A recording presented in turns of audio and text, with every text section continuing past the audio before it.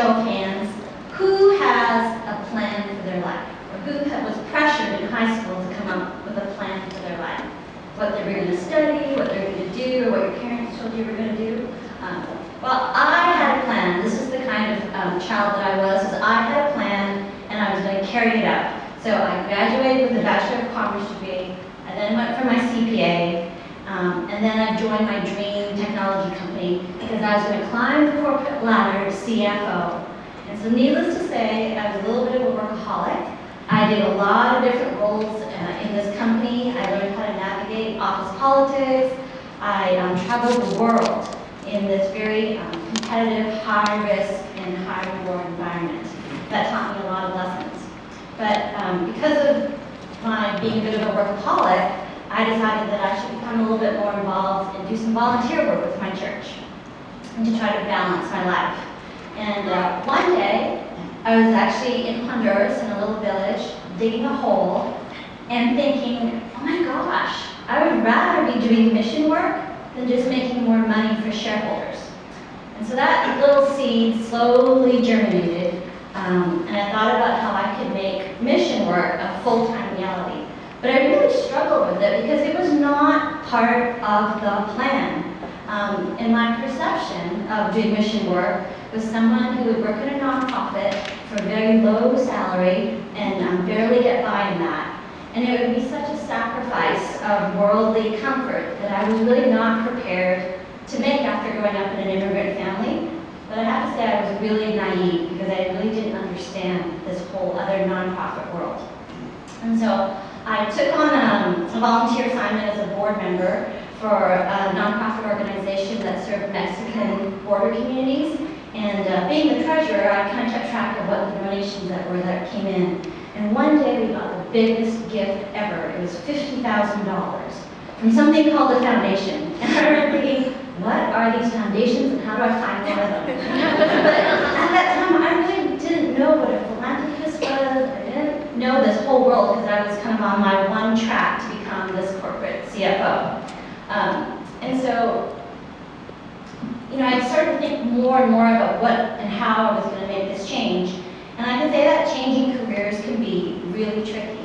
And just like Tyr said, it was really important to find someone who was a mentor and a sponsor, someone that I could talk to and trust.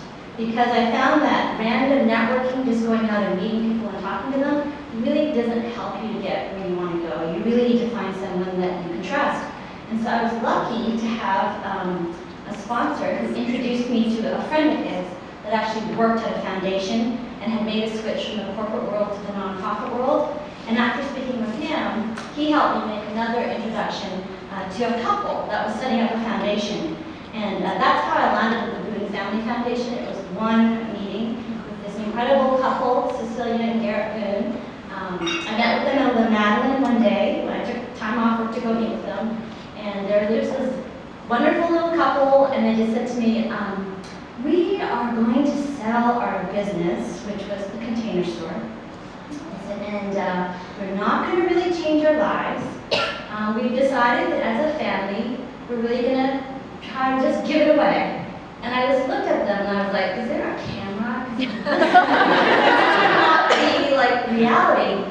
And we had a really nice conversation, and I told them about my corporate background and my volunteer work. And at the end of it, I said, so I don't have any experience being in a foundation. And Cecilia said, well, we don't either. So they were just wonderful. So one day they called me and they said, we did it. We set up the foundation. Do you want to come join us? And I tell you, it just felt like this gift had dropped out of the sky. And at that time, I was in corporate sales, working a lot, traveling all over the world, and I just had to make a call about, am I going to let this opportunity pass me by? Because I don't think it will ever come again. And I had fortunately had many years, and I'm going to say like almost 10 years, to personally prepare for that moment, because I couldn't get to a place in my head where I could go off my plan.